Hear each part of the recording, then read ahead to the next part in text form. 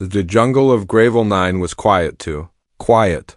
The only sound was the slow crackling of fire and the soft weeping of a girl tied to a wooden pole. Her name was Sira. She was young, maybe 17 in human years, and her skin shimmered like silver under the twin moons. Her eyes, large and violet, were filled with fear. All around her, the alien villagers stood in a tight circle. They wore dark robes and bone masks. In their hands were sticks with fire.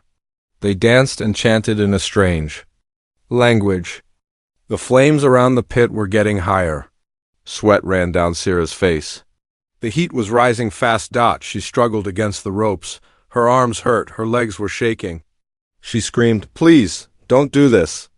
But no one listened. In this part of the galaxy, sacrifices were still made to old gods' beasts that were half real, half myth. Sira had been chosen by the elders of her tribe. They said her blood was too pure. They feared her family line. Her parents had disappeared years ago. No one had explained why. Now Sira was paying the price. Above her, smoke rose into the dark sky. The flames licked the wooden post. A gust of wind blew sparks into her long white hair. She coughed and tried to scream again, but her voice broke, her eyes closed. Maybe this was how it would end. Burned alive, forgotten, a sacrifice. To a monster god that probably wasn't even real. Then. Everything changed. A loud sound echoed through the jungle. Bang. The chanting stopped. The villagers froze. Bang! Bang! Another strange sound followed, like thunder, then a flash of light. Something was moving through the trees, fast, heavy, and full of metal. Sira opened her eyes. She saw shadows in the smoke. One shadow, tall, broad, not from this world. The villagers turned toward the noise, holding their fire sticks like weapons. Then, out of the mist, a figure stepped forward. He was a human. He wore dark armor, scratched and dirty. A metal plate covered his chest, and lights blinked on his shoulder pad. He had a strong face with a hard jaw and a scar over one eyebrow. His eyes were blue cold, sharp, and calm. He held a long weapon that glowed with power. No one had ever seen a human here before. The crowd stepped back in fear. Sira gasped. She didn't know what this creature was, but something inside her whispered, "Hope." The man looked at the girl tied to the post. Then he looked at the villagers. His voice was deep and clear. "Let her go." The elders growled in their alien tongue. One pointed at him with a sharp bone staff. Another raised a horn to call the beast god. The human raised his weapon slowly. "I won't ask again." The villagers screamed and charged at him. In a flash, the man moved. His rifle fired blue light that stunned the closest attackers. Smoke bombs fell to the ground, filling the area with thick, white mist. Alien screams echoed through the fire-lit night. He ran straight to the post, dodging flames and spears. Sira looked up at him, tears in her eyes. You came for me?" she whispered. The man didn't answer. He pulled a knife from his belt and cut the ropes. Sira fell into his arms, weak and dizzy. "Hold on," he said. "You're safe now." But they weren't safe. Not yet. Behind them, something huge moved in the trees. The earth shook. Branches snapped. A deep roar came from the jungle. The beast god was real. Sira's eyes widened in terror. "It's coming. It's awake." The man didn't panic. He lifted her in his arms and turned to run. Flames burned all around. Villagers screamed. The jungle trembled with the steps of something massive.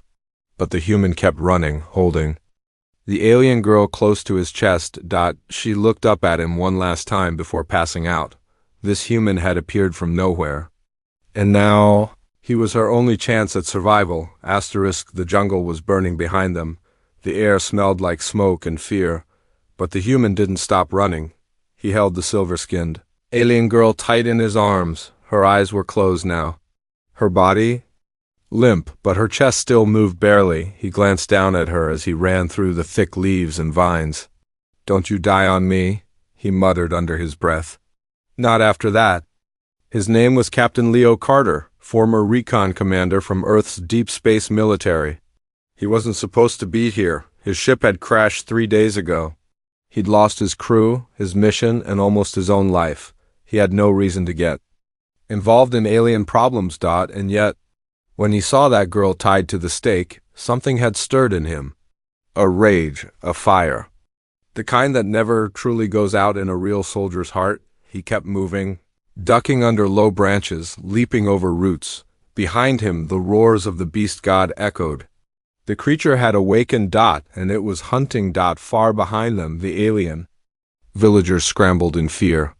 The great god they worshipped had not accepted the sacrifice. That meant only one thing. It was angry Dot. The elders shouted to each other. The outsider has cursed us. The girl must die, or we all will. Find them. Bring her back. Leo finally reached a rocky cliff where he'd camped the night before. A small cave entrance hid behind a waterfall. He stepped through the curtain of water, soaked and out of breath. Inside it was dark and cool. The sounds of the jungle outside were muffled. He gently laid the girl down on a pile of soft moss. She looked even more delicate now.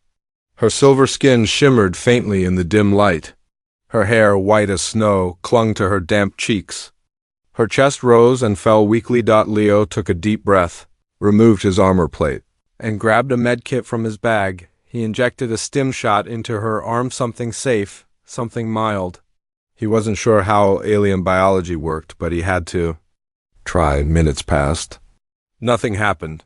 Then her fingers twitched. Her eyes blinked. She gasped and sat up, coughing. Leo moved closer. Easy, you're safe. She looked around in confusion. Then at him. You're not one of us. Nope, human, he said simply. She touched her chest, still breathing hard. Why did you help me? He didn't answer right away. He looked down as if trying to find the right words. Finally, he said, because no one else did. That was enough reason.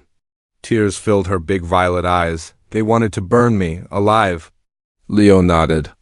I saw, she wiped her face. They said my blood was cursed. But it's not, it's just different, Leo raised an eyebrow. Different how? She hesitated, then whispered, I carry a mark. My mother was from a forbidden bloodline. Royal, but hidden. When she vanished, the elders feared I'd become a symbol of change, so they wanted to erase me. Leo frowned. Politics, fear, old tribal lies, some things never changed, no matter the planet. He sat beside her, checking. His weapon. Well, now they'll be hunting us both. Suddenly, a loud thud shook the cave, then another, and another. The ground rumbled. Sira's eyes widened in panic. It's the beast! It's coming! Leo stood, rifle ready, eyes sharp. Let it. Come, she grabbed his arm. You don't understand. It doesn't just hunt, it remembers. He looked at her calmly. So do I. Outside, the trees swayed as something huge passed through them. The fire god of Gravel 9, the beast of legends, was tracking their scent. Leo loaded his weapon, then handed Sira a small energy blade. You know how to use one of these? She nodded slowly, hands shaking. Good, he said.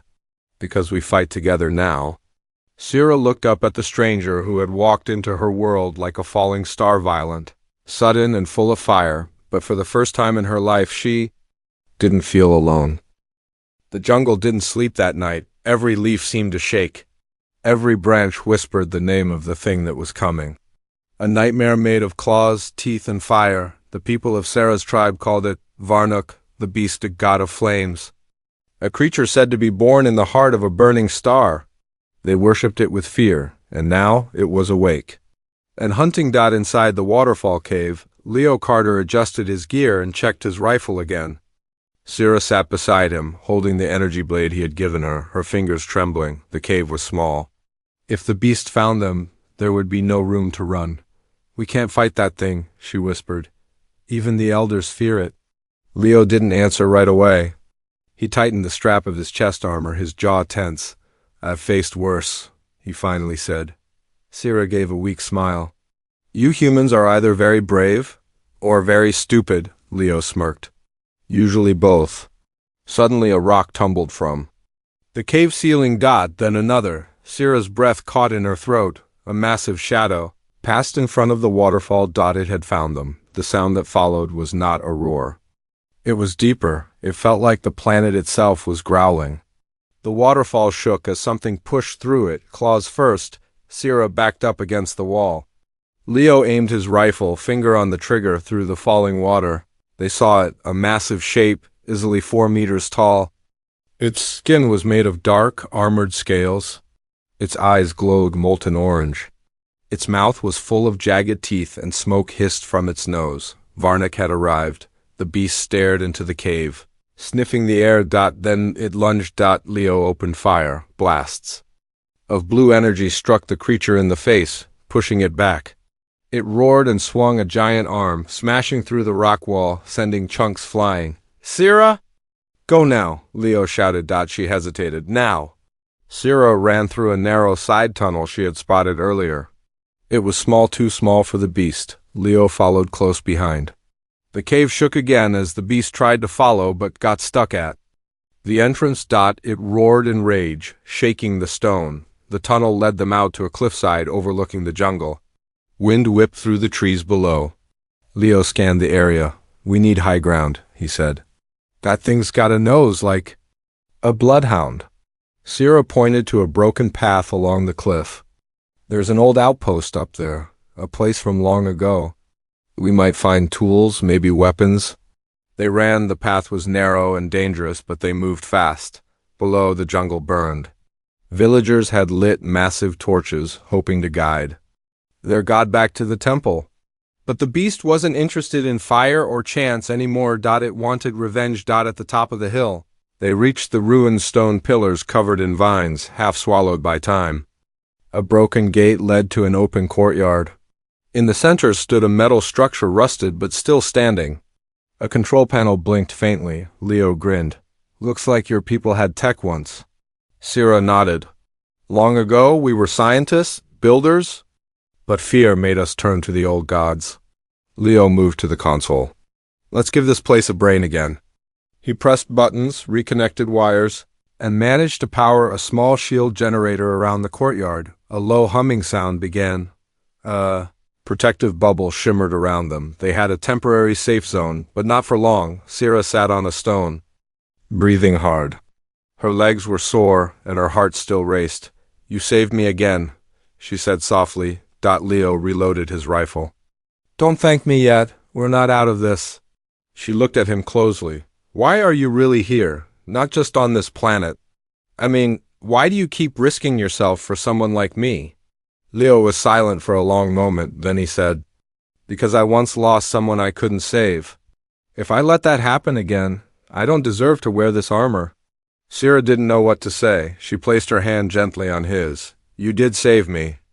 And in that quiet moment, surrounded by ruins and firelight, a bond began to grow, born not of words, but of survival and shared pain. But peace never lasted long. A tremor shook the ruins. Sierra stood up fast. "It's climbing the cliff." Leo looked toward the jungle below. He could see the beast's glowing eyes rising slowly. Step by step, it was coming, and this time it was angrier. Leo gritted his teeth. "Then we make this our stand." He handed Sierra another blade. "We fight. Together." She nodded. "Together." And as the beast roared up from the edge, Leo raised his weapon ready for the battle of their lives. Silence followed the last blast. Smoke drifted over the ancient ruin. Stones cracked from the heat. Sparks faded into ash. And in the center of it all, Sierra lay beside Captain Leo Carter, both panting, bruised, and covered in soot. They had survived. For now, the beast had fallen wounded, not dead. It had retreated into the jungle, leaving deep claw marks along the cliff walls. But it would return, stronger, smarter. It had tasted their scent, and it would never forget. Leo stared at the horizon. The sun was rising slowly, casting golden light over the burning trees. "We've bought some time," he muttered. Sir didn't speak. She sat curled against a broken pillar, arms wrapped tightly around her knees. Her eyes weren't crying, but they were full of something worse. Silence, not fear. Not pain, but emptiness. Leo noticed. He approached quietly and sat beside her. His armor hissed as he removed one of his gauntlets and reached into his satchel.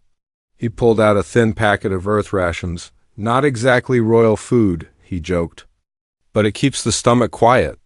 Sierra didn't move. He offered her the bar anyway. After a moment, she took it. Tastes like sand, Leo smiled faintly. It's chocolate, human delicacy. She looked at the small square, then at him. Humans, always bringing something soft to hard places. He raised an eyebrow. That supposed to be a compliment? A pause, then she nodded slowly. Yes. For the next hour they sat in the broken ruins, no beast, no tribe. Just two survivors from opposite worlds sharing silence. Sarah finally broke. When I was younger, she whispered, my mother used to sing me stories. About stars that watched over lonely children. She said, one day someone from the stars would come for me, not to hurt me, but to hold me. Leo didn't say anything. He just listened. She continued, I thought it was just a story. Something to keep me from crying when the elders spit near my feet, when no one sat next to me during rituals. When they called me cursed, Leo clenched his fist. They were afraid of you. They feared the blood in my veins, she said.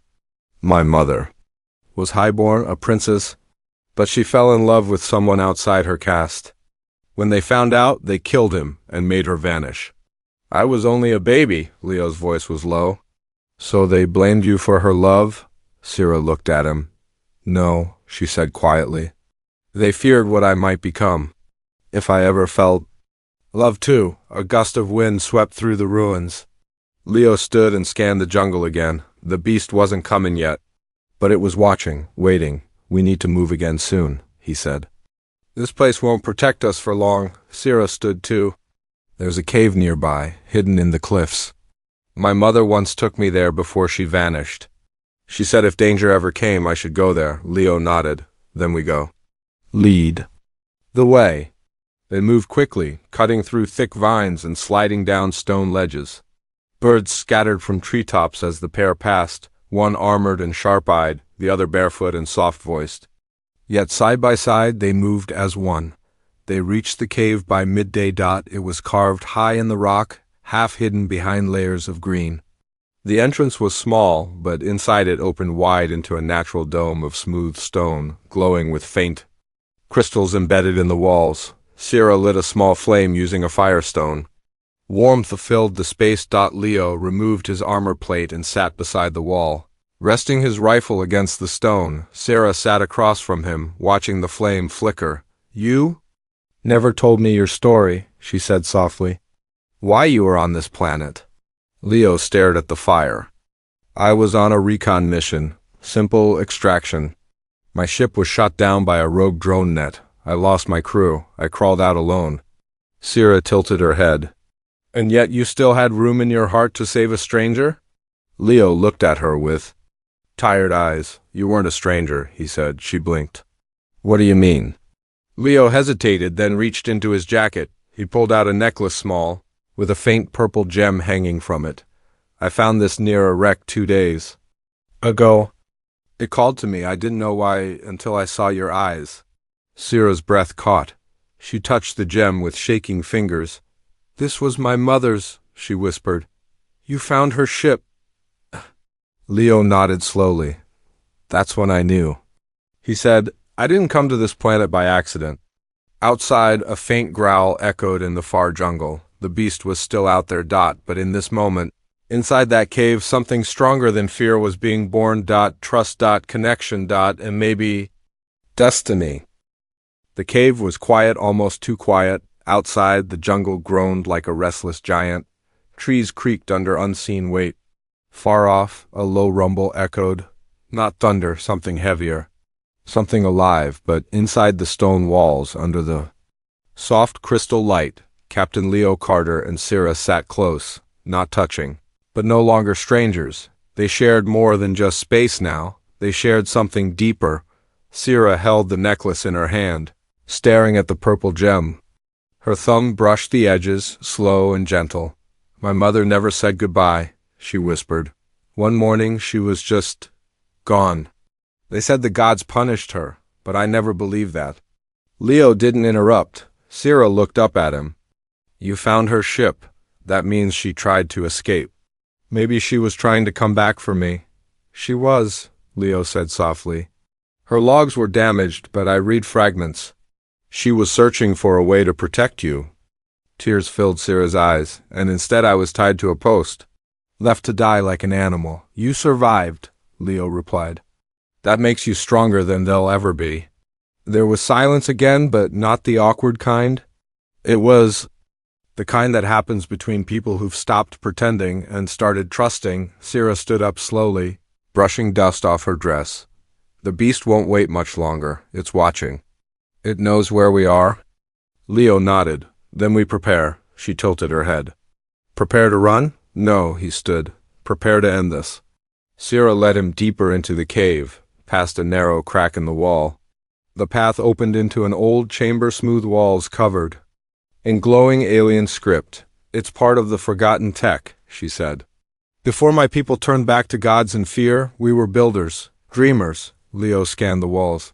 These symbols, they're part of a control system? She nodded. This place was a power station once. My mother brought me here only once, told me it could protect me if I was ever hunted, but I never knew how it worked. Leo smiled faintly. Lucky for us, I've reprogrammed worse. He walked to the panel and ran his fingers over it. The alien tech hummed softly, like it was sleeping, waiting for a reason to wake up. I need your hand, Leo said. Sir stepped forward. He gently guided her fingers to a small glowing circle. Only someone of your blood can activate the system fully. She hesitated. And if I do, what happens? Leo looked her in the eyes. Then we turn this cave into a trap. A shield. A weapon. She took a breath, then placed her palm on the circle. The entire room lit up with lines of pulsing blue light. Crystals flickered. A soft vibration moved through the floor. From the ceiling, small mechanical arms unfolded, scanning their surroundings. It worked, Sira whispered. Leo looked at her, pride in his eyes. You're more than they ever allowed you to be.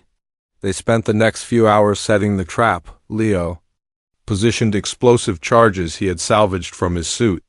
The alien systems responded to his commands through Sira's link, creating energy fields and barriers that could slow the beast down. Sira moved with growing confidence. Her fear had turned into focus. Her hands no longer trembled, they worked with purpose. At one point, Leo handed her a small wristband. Pulse shield, lasts 10 seconds, use it if you get cornered. She strapped it on. And you? I'll keep the beast busy. Sira frowned. You always plan to be the one getting hurt. Leo looked at her seriously. If it means you? Survive, yeah. She stepped closer. You saved me from fire, she said. You gave me back my past and maybe a future.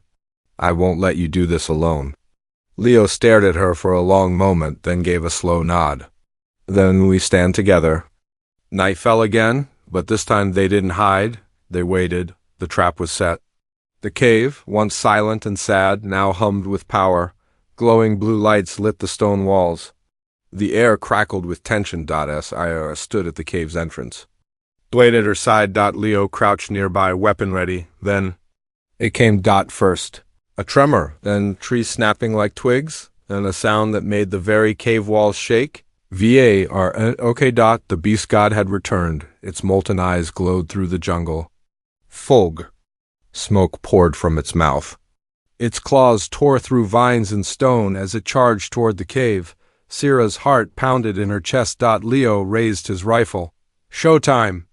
As the beast roared, lunging toward the cave, the ancient system came alive. Walls of energy rose, crystals pulsed. And the final battle was about to begin.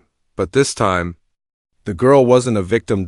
She was the key. The cave entrance exploded into fire and rubble. A massive claw tore through the glowing energy wall, and the ancient stones trembled as the god-beast Varnuk charged forward with a roar that could silence planets. Its body was covered in molten armor, steam hissing from its joints. Glowing cracks ran along its chest like rivers of lava. Its jaws could bite a tank in half, and now it was aiming straight for them. Leo Carter didn't flinch. He stepped into the center of the chamber, rifle raised, eyes burning with focus. Behind him, the trap systems powered up. Drones floated into position. Crystal beams shimmered along the walls. Explosive charges blinked red. Come on, you oversized lizard, Leo whispered. I've got something special for you. The beast lunged. Leo rolled to the side just as Varnek's claws smashed the floor. Leaving a crater where Leo had stood a second earlier, he fired. A burst of energy slammed into the beast's shoulder, making it roar but not stop. It was too big. Too angry. From the side, Sira activated the first trap. A blast of energy shot from the wall and hit the creature in the face, blinding it for a second. "Leo, move!" she screamed. He jumped as the ceiling above the beast collapsed. Stones fell like hammers, smashing across Varnek's back. It roared again, angrier but hurt now. Slower. It turned to face Sira for a split second. Her eyes met the monster's. She saw nothing but rage. She activated the pulse shield on her wrist. A bubble of light surrounded her just as Varnek charged. The monster struck the shield and was thrown backward by the energy recoil. But the shield flickered. And died. Only one used. Leo didn't wait. He sprinted forward and leapt onto the beast's back, grabbing a metal cable from his belt and wrapping it around Varnek's neck right above the glowing core that beat like a second heart. Varnek thrashed, slamming against the walls, trying to shake him off. Leo held tight, one hand gripping the rifle, the other pulling the cable tighter. "Sira!" he shouted. "Hit the floor trap now." She ran to the console and slammed her palm onto the activation pad. "Hey!" Massive blue glow shot up from beneath the beast. The floor opened, revealing ancient alien Tekka gravitational pulse emitter. A beam fired straight into Varnek's chest, sending sparks and molten shards flying. The beast roared like a dying star. Leo was thrown across the room, hitting the wall with a grunt. His armor cracked and blood dripped from his mouth. "Leo!" Sira ran to him, dropping to her knees. "I'm good," he coughed. "Just cracked a few bones?" The beast twitched. Steam poured from its wounds, but it wasn't dead yet. It stood again, slow and shaking, burning but still breathing. Sira looked at Leo. Her voice was shaking. "We can't kill it. It's not just muscle. It's old. It's bound to something." Leo's eyes widened. "A binding core." She nodded. "That purple glow in its chest, it's a power relic. Maybe a corrupted bindstone. If we destroy that, we end the creature. For good." Leo sat up, grabbing his last energy charge. "I'll plant this right into its chest." Sira grabbed his arm. "No, you can't get close again." "Not with your injuries?" Leo looked her in the eyes. "We don't have another choice." But Sira did something unexpected. She placed her own hand over the charge. "I'll do it." Leo froze. "Sira, my blood activated this tech. That means I'm connected to the cave, the systems, maybe even the relic inside that beast.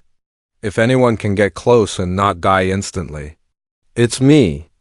Leo looked at her, really looked at her. She wasn't the frightened girl tied to a stake anymore. She was fire now. Alien royalty. Warrior. Survivor. "Okay," he said, placing the charge into her hand. "You only get one shot." She smiled. "One's enough."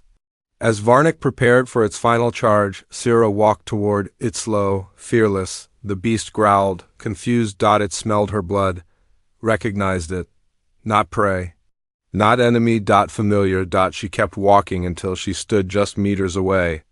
From its burning chest, "Your time is over," she whispered. She pressed the charge directly into the glowing core. For a moment, nothing happened. Then boom. A pulse. A violet light swallowed the entire chamber. The sound was like thunder being ripped in half.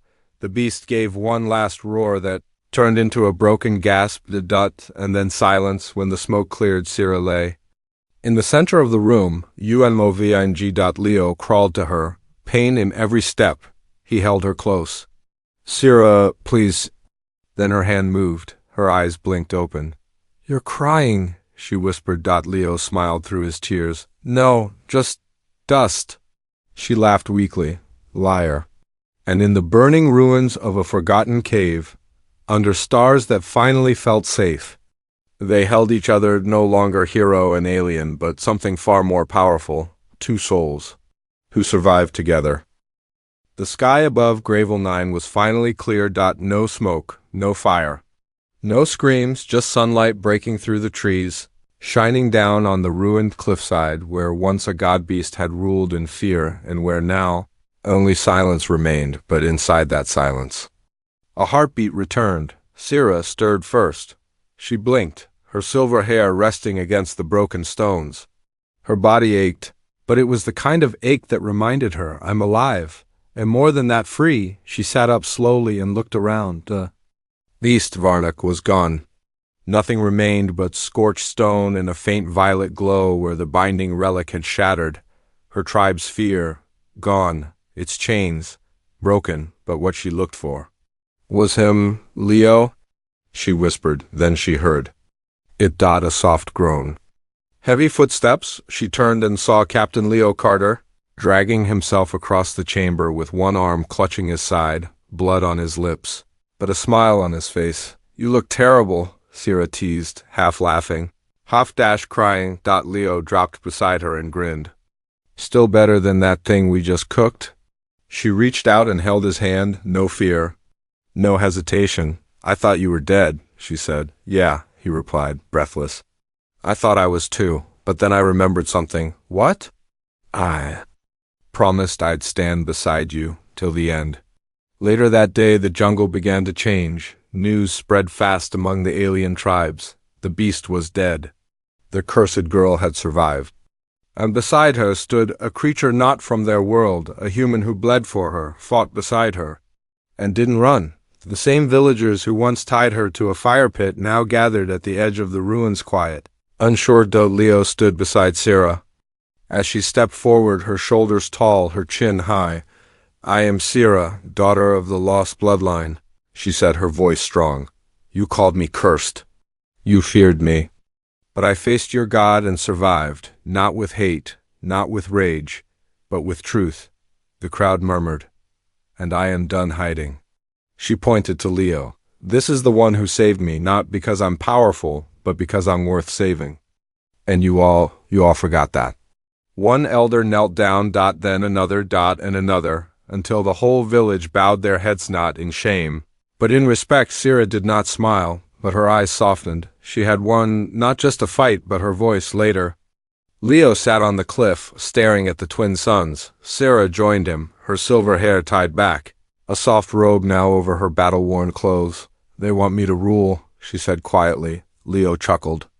Of course they do. You literally blew up their god. I don't want to be a queen. Then don't be, he said. Be what they never had, a leader who remembers what it feels like to be alone. She looked at him. And you? Leo raised an eyebrow. What about me? Will you leave? Now that it's over? Leo was quiet. Then, I've got no ship, no mission. Nothing to go back to. He looked into her eyes. Except maybe this. She smiled, truly smiled. For the first time, she wasn't the girl tied to a stake. She wasn't a sacrifice. She wasn't a symbol, she was herself, and she wasn't alone anymore. Weeks passed under Sira's guidance. The ruins became a sanctuary. The lost knowledge of her people returned. Children learned science instead of superstition. The beasts. Death became legend, but not just of a monster slain. It became a story of two hearts that defied fate, and at the center of it all, the silver-skinned alien girl walked side by side with a human in dusty armor, his rifle retired, his scars healing. Every time someone asked how it all began, Sira would smile and say, I was seconds from becoming alien barbecue. Then he appeared,